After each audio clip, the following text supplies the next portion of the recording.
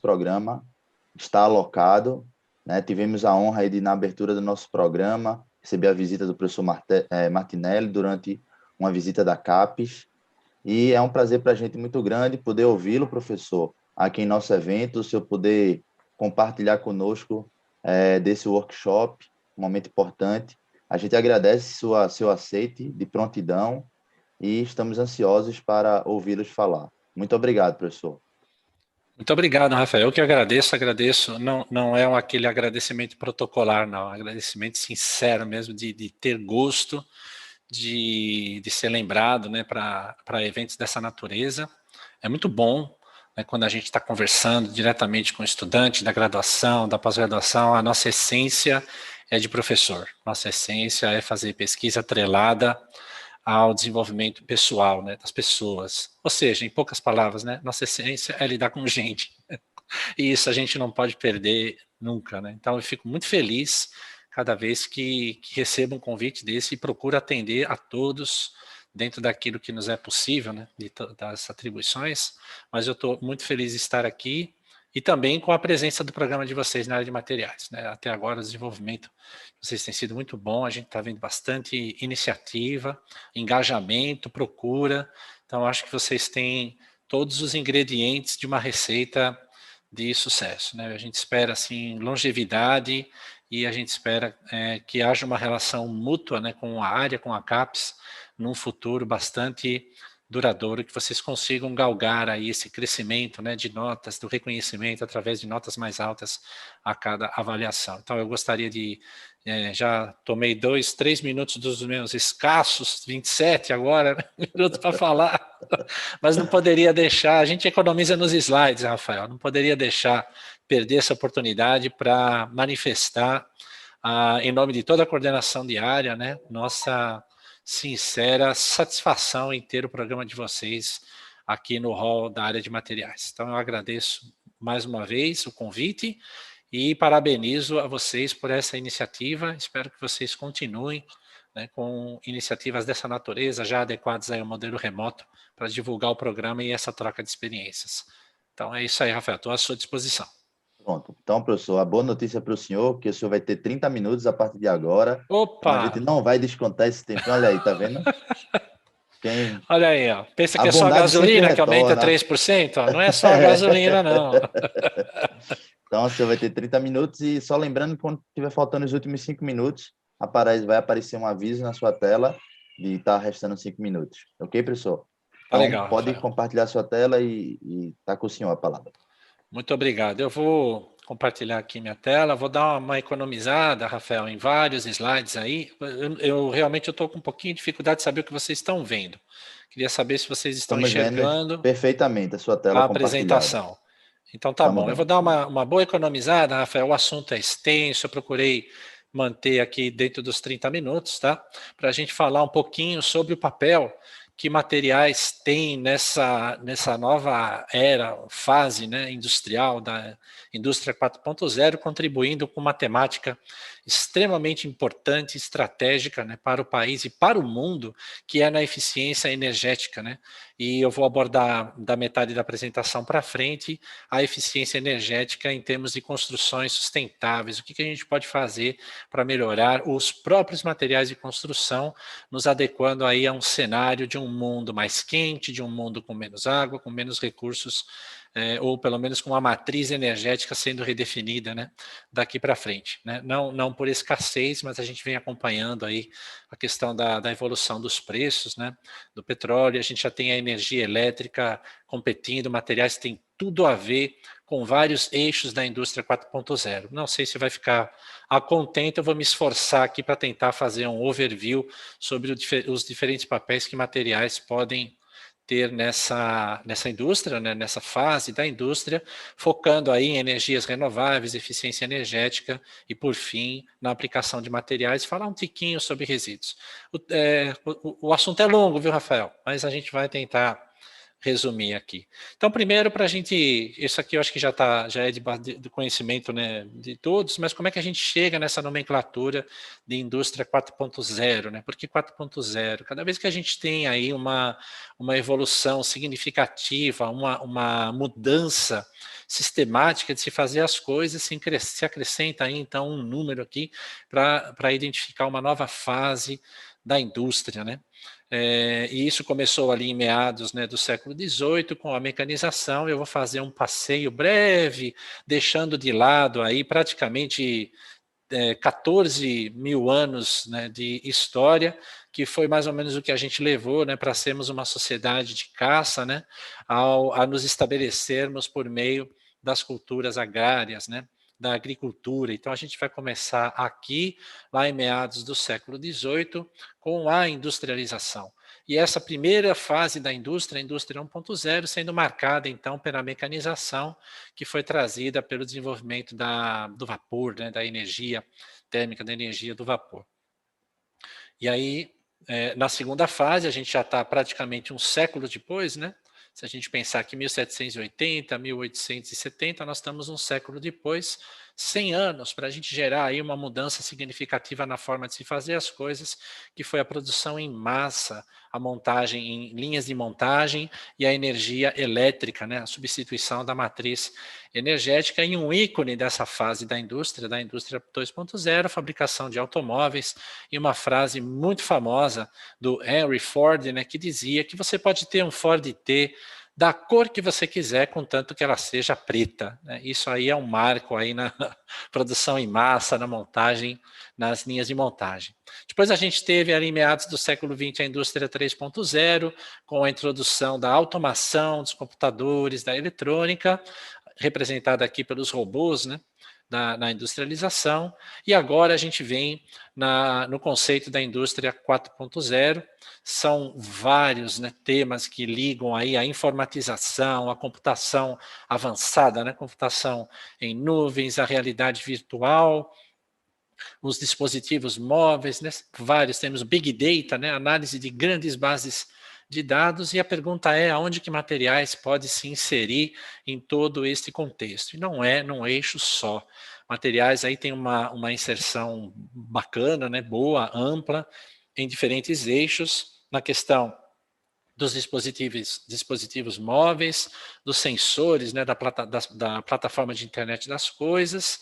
Aqui, novamente, a gente tem os sensores inteligentes, né? Sempre que a gente tem um sensor, a gente precisa ter, claro, né, que é acoplado a eletrônico, um material sensível a determinado estímulo, e a impressão 3D, que é um assunto que a gente vai abordar na metade da apresentação para frente, né? Quando a gente pensa em dispositivos móveis, se a gente for olhar em detalhe, né, onde que a gente tem inovação em materiais, em cada aspecto diferente, por exemplo, em cada fase, né, o componente diferente de um telefone celular moderno, a gente vai encontrar aí uma gama de novos materiais, né, em todas as principais funções de um celular, por exemplo, e de outros também, né? Então, quando a gente pensa nas câmeras, a gente pensa em superímãs, né, os ímãs de neodímio, nas baterias, a gente sempre quer o celular que faça mais coisas, que tenha a tela maior, mas que as baterias durem cada vez mais, e aí a gente vem acompanhando a evolução, né, que os novos materiais estão trazendo em termos de durabilidade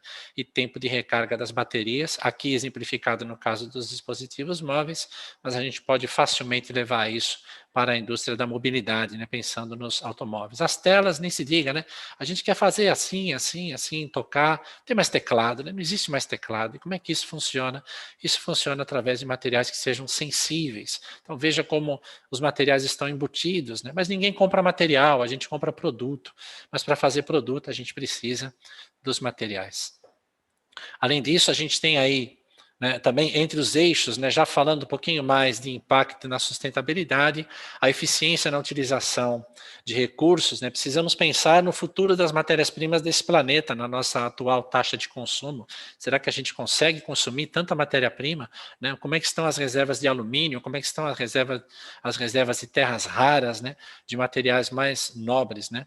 E também, então, aqui a gente entra, né, na economia dos combustíveis, também, né, como forma de explorar nossas matérias-primas, e nos recursos e na eficiência energética, né. A própria distribuição urbana, na mudança de hábito da população, de não encarar lixo como lixo, e sim como materiais que são suscetíveis de reciclagem e reaproveitamento.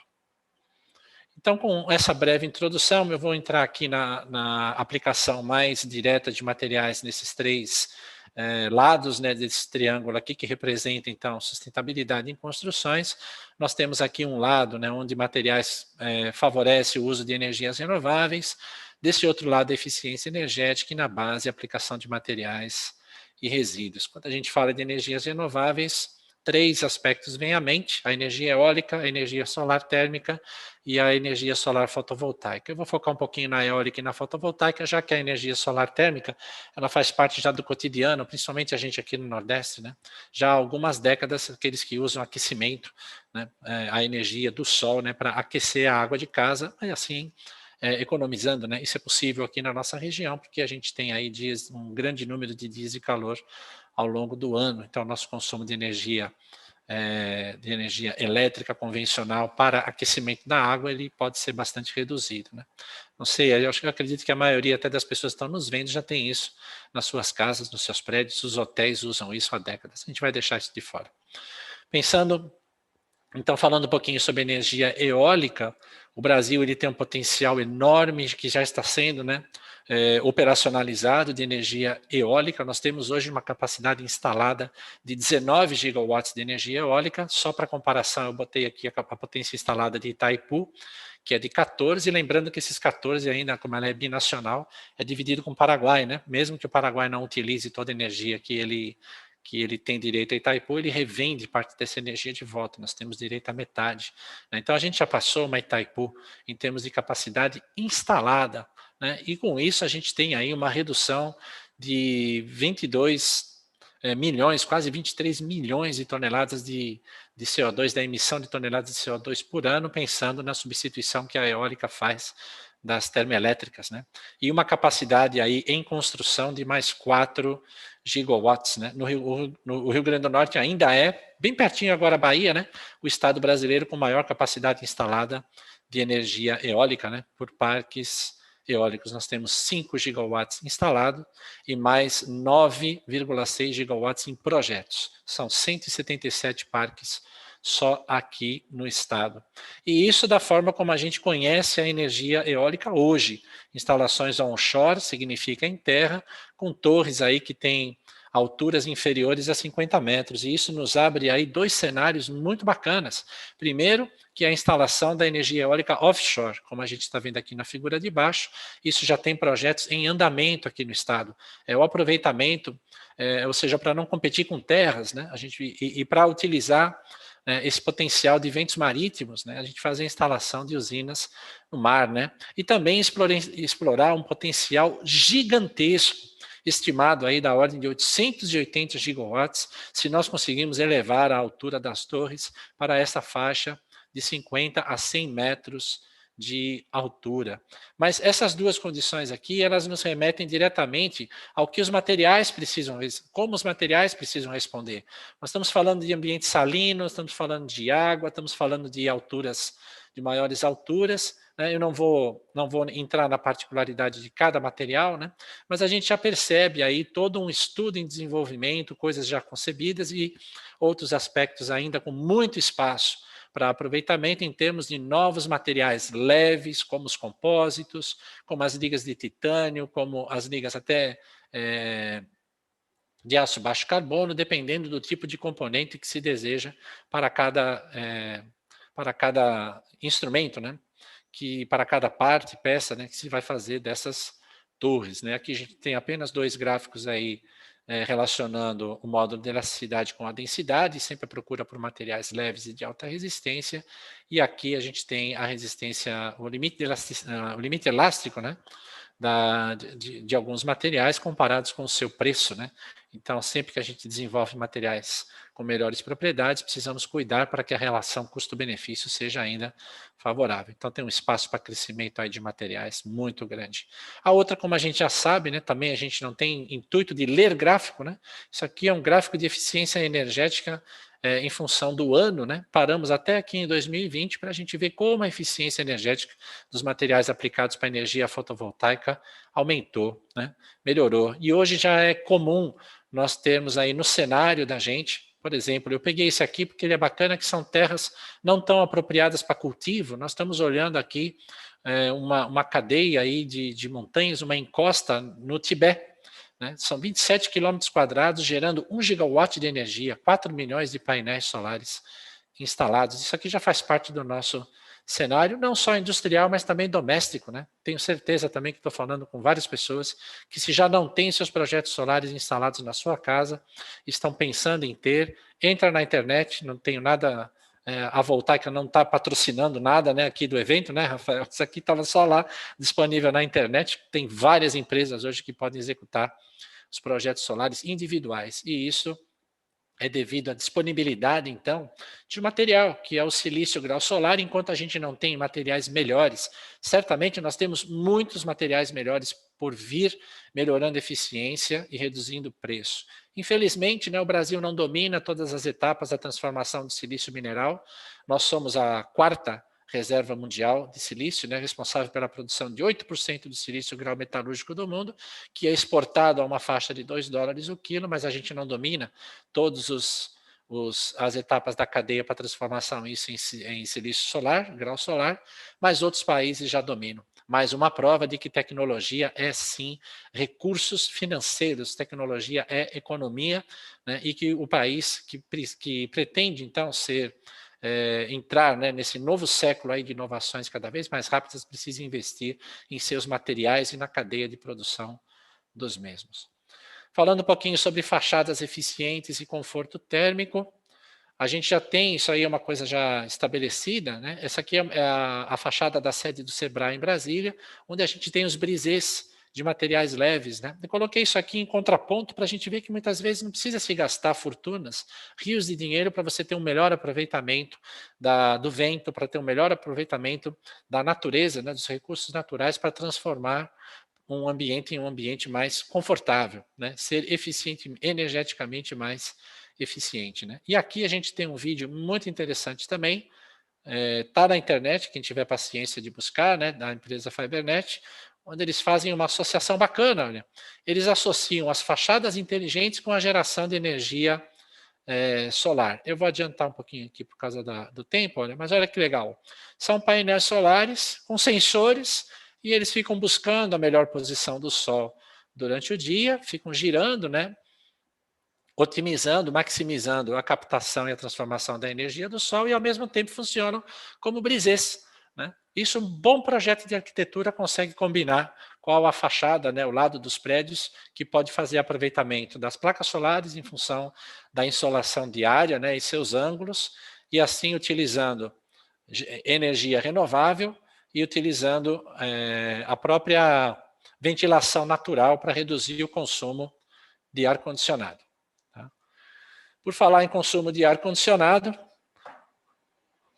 isso aqui é um problema grave, né? Porque é uma consequência que muitas vezes a gente não sei se pensa diretamente quando a gente pensa no mundo em aquecimento, né? Mas com o mundo em aquecimento e a gente com a necessidade de manutenção de conforto térmico, a gente tem aí um aumento, né, no consumo de ar-condicionado, né, por energia elétrica, né? Ninguém quer abrir mão disso. Então, se a gente tiver construções que favoreçam um consumo menor do ar-condicionado, a gente pode melhorar o consumo de energia, né? Mesmo instalando painéis solares em casa, nós somos limitados pela área dos painéis. Não é boa ideia a gente ir muito além daquilo que a gente tem instalado em casa. E o Brasil, né, mais de 55% do território brasileiro, ele é ocupado pelas zonas Z7 e Z8, que são zonas quentes. Então, essa é uma tecnologia, né? Redução do consumo de ar-condicionado é algo importante para o mundo e particularmente importante para o Brasil, já que 55% do seu território é de zonas climáticas quentes. Eu peguei aqui como 2 exemplos, né, a Z8 e a Z7, eu vou falar um pouquinho de uma delas por causa do tempo, né. Na Z7 aí a gente tem como característica a temperatura máxima do dia. Aqui a cidade de Mossoró, aqui no estado, é característica da Z7. 36 graus durante o dia, uma amplitude diária de 13 graus. Isso aqui é importante quando a gente pensa em conforto térmico, né? Porque não adianta permanecer quente lá fora, né? Se a gente não vai ter como trocar calor, né? O importante é a gente conseguir manter o interior durante o dia para que durante a noite a própria ventilação e a redução da temperatura consigam amenizar o calor interno, né? E a temperatura mínima durante o dia de 23 graus. Se a gente for olhar o inverno, a gente vê que isso não é diferente. Isso é uma característica da Z7 e da Z8, né? Então, a gente pode incorporar isso na construção e não pensar em equipamentos que resolvam o problema parte do dia. E para isso, então, a gente tem uma série de materiais que podem ser incorporados aos materiais de construção, como, por exemplo, as argilas expandidas, por sua natureza leve e porosa. Elas contribuem, então, para créditos de carbono, para economia de energia, fazendo com que os materiais sejam energeticamente mais favoráveis, né? É um material que está disponível no mercado, o custo não é alto, estamos falando aí qualquer coisa em torno de R$80 por saco, um saco de cimento hoje é 30, né?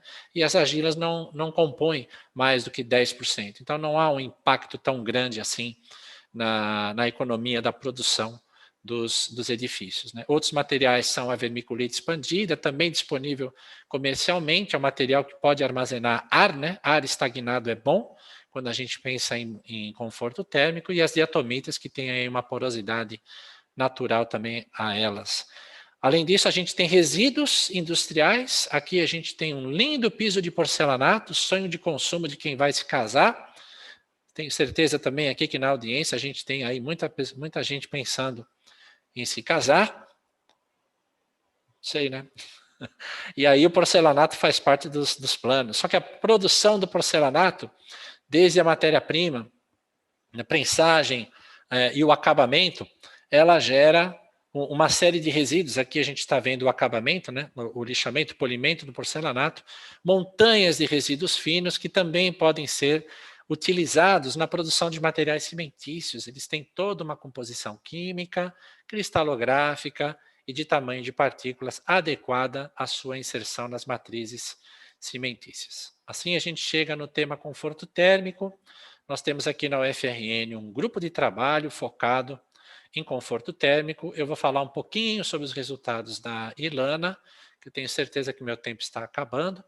A Ilana utilizou vermiculita expandida, substituindo materiais, substituindo a areia, foi o que ela fez, né? Fez argamassas com uma mistura de vermiculita e areia, fizemos toda a caracterização térmica, e o que a gente percebeu, né, é que a substituição da areia pela vermiculita expandida, ela melhora todo o comportamento térmico das argamassas de revestimento, né? A gente tem redução da capacidade calorífica, grande redução da capacidade calorífica, da capacidade da condutividade térmica, nem se diga, né? Então você pode ter um exterior muito quente, mas esse calor ele não vai se propagar para o interior, e isso reduz o consumo de ar-condicionado, aumento da resistividade térmica, são as principais características. E com isso, a gente consegue, eu vou pular aqui um pouquinho,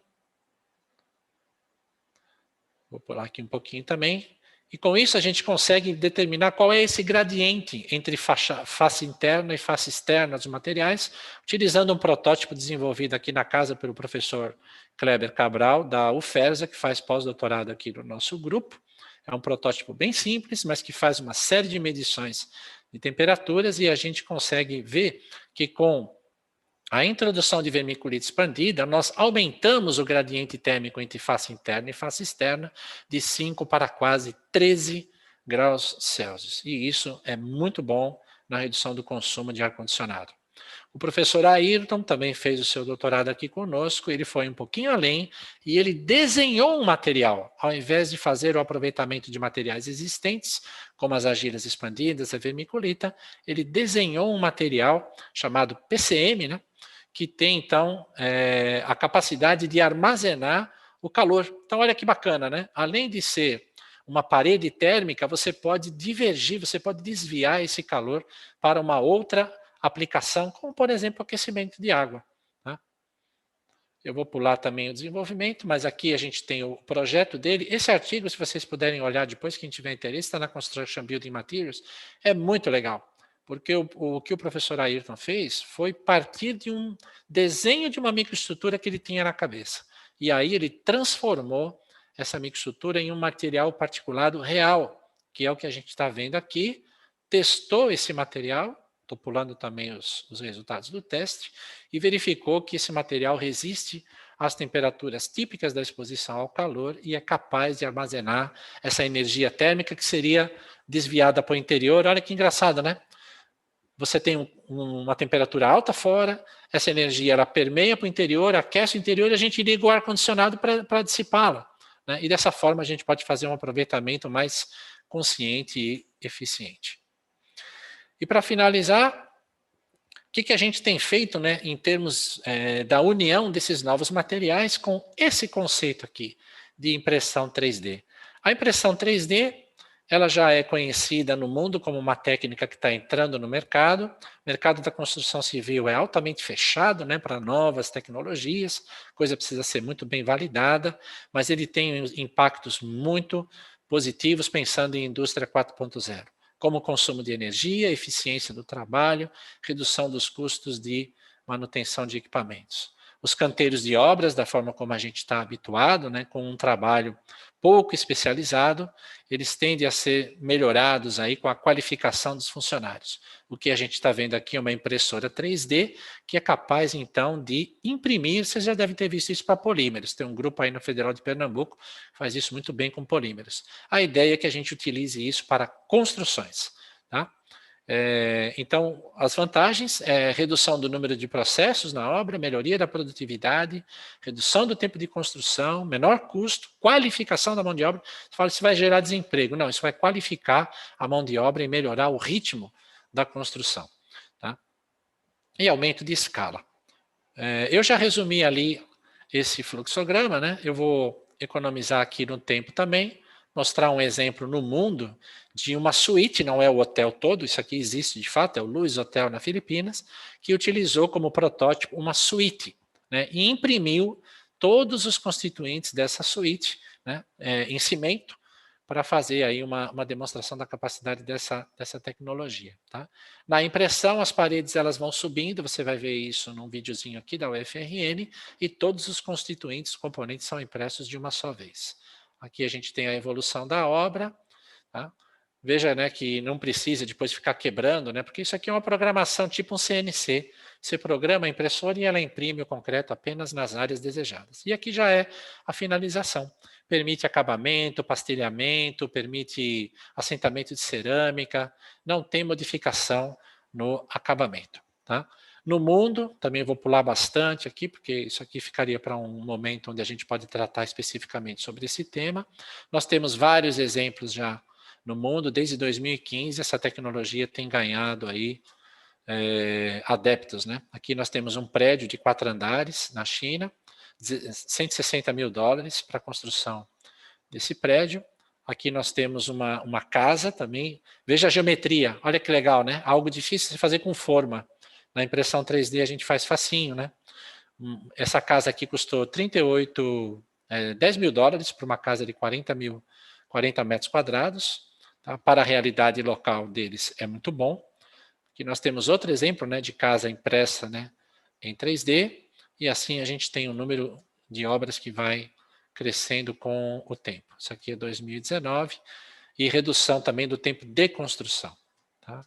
Para finalizar, também vou pular, né, as vantagens e vou mostrar para vocês como é que a gente tem feito aqui na UFRN. Tá? Aqui a gente tem a nossa impressora e nós temos aqui uma aluna de doutorado que está escondidinha aqui atrás, que é a Rízia, já mandou o trabalho dela para a Construction and Building Materials, e a gente está vendo aí um vídeo acelerado, né, de como se sobe uma parede em impressão 3D. Aqui está depois de 5 minutos, né, onde a gente já tem aí algumas camadas impressas. Aqui eu tenho um outro vídeo. Isso aqui é um teste que a gente chama de teste de parede infinita, né, onde o objetivo é a gente analisar a ligação, né, de camada a camada, o espalhamento, né, e saber a resistência disso à medida que a gente vai subindo, né? Porque, veja, a gente precisa ter aderência entre camadas, resistência mecânica final, e eu não sei se ficou claro, se não ficou, eu coloco aqui, né? Tudo isso tem sido feito já com materiais não convencionais, com esses materiais que têm a inclusão de resíduos e outros materiais para melhoria de conforto térmico. No final, a parede vai cair, tá? E aí você vai ficar chateado, não deu certo, caiu a parede. Não, o objetivo da gente era justamente saber quantas camadas a gente conseguia imprimir até que a estrutura caísse, né? E com isso, então, a gente vai fazendo as melhorias de reologia, de composição, de tempo, de velocidade da impressora, tá? E a gente já consegue aí elementos com um número bem razoável de camadas. Bem, eu não sei se eu cumpri o tempo, Rafael. Se eu não cumpri, me desculpe. Tentei Sim, resumir ao máximo. eu E fui britânico no tempo. agradeço. Que bom, porque eu não tinha treinado não, Rafael. Eu tenho muitos outros slides, eu falei, vou dar uma enxugada aqui na hora, vamos ver o que dá para falar, né? Não, foi E excelente muito e obrigado. temos várias perguntas aqui, eu vou passar a primeira. A primeira é o seguinte, uma pergunta da aluna Paloma aqui no chat do YouTube. Quais as principais características que um material tem que ter para ser utilizado nas aplicações de conforto térmico? Certo, você precisa ter resistência mecânica, mas você pode dosar a sua resistência mecânica em função das características que você quer para aquela obra. Você pode fazer parede dupla, por exemplo, tá? Você pode ter redução de peso, mas essencialmente você tem que ter uma combinação, Paloma, né? Você tem que ter uma combinação, Paloma, de resistência mecânica com propriedades térmicas. É claro que cada vez que você tira cimento, né, e você coloca um agregado leve, um agregado poroso, você fala, eu vou reduzir resistência. Você vai reduzir resistência, mas existem várias maneiras da gente compensar a redução de resistência ou a gente trabalhar dentro, né, tranquilamente, confortavelmente dentro dos valores da norma, mas ainda assim fazendo a substituição de cimento, né, especificamente, cimento, areia, como você viu, por materiais alternativos que te dão conforto térmico. Aquele material desenvolvido pelo Ayrton, por exemplo, né, aquele PCM, né, que é um composto de material cimentício, é um phase change material, né, ele troca de fase por absorção de calor. Aquilo tem um impacto muito pequeno na resistência mecânica, principalmente porque são utilizados em quantidades pequenas. Aí você vai fazendo, aí vem o laboratório, né? A gente pode até simular, tal, mas nada, por enquanto, substitui o laboratório. Você vai vendo aí na sua dosagem como que você melhora um, como que você compromete o outro. Uma outra pergunta aqui do Diogo de Carvalho, aqui no chat do Zoom, ele diz assim, nesse contexto, né, da apresentação do senhor, o senhor teria alguma indicação a respeito da redução na emissão de gás carbônico no processo de fabricação de cimentos? Olha, você faz a seguinte conta, né? É mais ou menos 1 tonelada de CO2 para cada tonelada de cimento. Mais ou menos, um pouquinho menos, tá? Mas vamos arredondar aí para fazer a conta. Então, sempre que você economiza 1 tonelada de cimento, você economiza 1 tonelada de CO2. Aí depende da obra, né? Quantos quilos de cimento você vai usar uma determinada obra. Mas agora fica mais fácil de você fazer a conta, né? Você vê mais ou menos o consumo de cimento na obra. Se eu conseguir economizar 20% de cimento, tá? Então você tem 20% de economia direta, né? Porque é para 1 tonelada de CO2 emitido na produção do cimento, né? Diretamente na produção de cimento. Agora, não é assim que a gente deve fazer a conta, sabe, Rafael? Eu esqueci o nome do aluno que fez a pergunta. Diogo. Diogo, não é assim que a gente deve fazer a conta, sabe, Diogo? Você deve fazer a conta a longo prazo, né? Quanto é que você vai economizar a longo prazo no consumo de energia para você manter sua habitação dentro do conforto térmico, né? Na zona climática que você está. Na hora que você pegar esse consumo de energia ao longo do tempo, você vai ver que a conta ela é muito favorável. Quem faz uma instalação de energia solar em casa, Rafael, né, você faz eu posso dizer assim, os valores não é segredo, mas são tão particulares, né, de cada um, de cada projeto, né? Mas em casa eu fiz um investimentozinho lá em casa de 20 mil reais, né? E a conta de energia baixou de 1.000 para 100, que é o mínimo, né? E o investimento foi de 20 mil reais. Hoje eu pago 102 reais de energia, que é o mínimo que a concessionária aqui permite, né, que se pague, e estou gerando a mais. São 12 placas em casa, estou gerando a mais.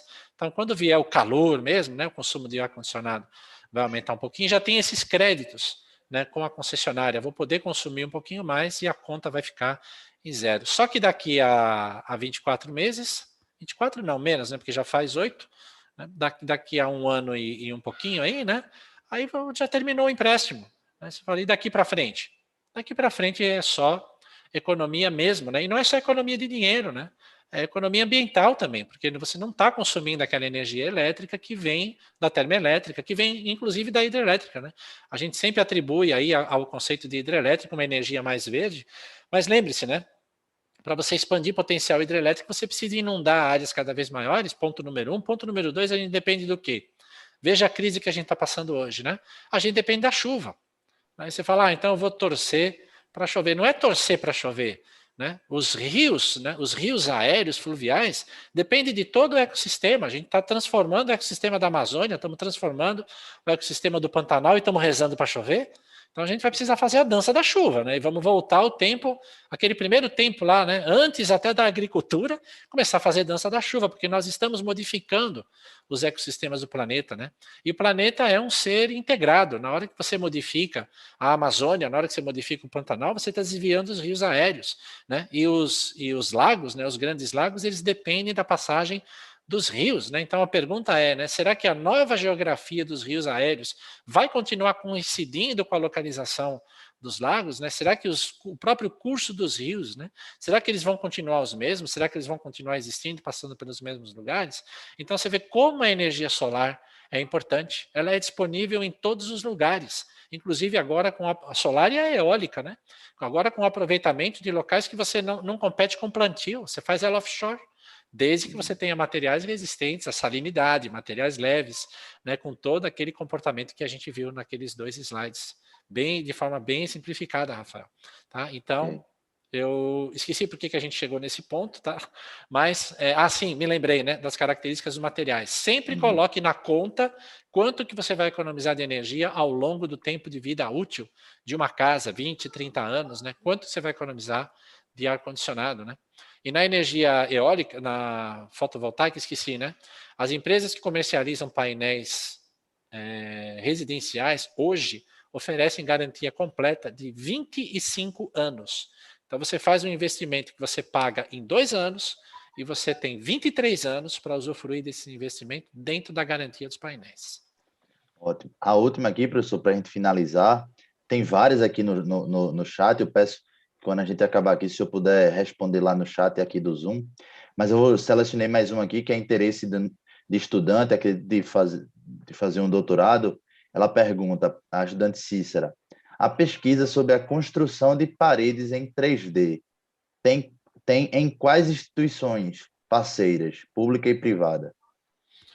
Vixe, Maria, aqui no Brasil, a gente trabalha aqui com impressão, o pessoal de Minas Gerais trabalha com impressão, são os 2 grupos que eu conheço mais de perto. Isso aí tem crescido muito, né? A gente já tem a infraestrutura da gente há um tempinho maior, né? Então a gente tem se consolidado nisso. Eu não conheço muitos grupos mais que fazem isso com material de construção, não. Ok. Então tá aí, Cícera. Professor Martinelli é um excelente nome aí para ser procurado, se você tiver Pode interesse mandar de seguir e-mail nessa aí. Você linha. pode divulgar meu e-mail, martinelli.frn@gmail.com. Pode mandar mensagens aí. Se eu não conseguir responder tudo pelo chat agora, pode mandar mensagens. Se vocês tiverem qualquer grupo entre vocês, pode divulgar. Se tem meu e-mail, tá? Fica à vontade aí. Pode mandar as Ótimo. mensagens.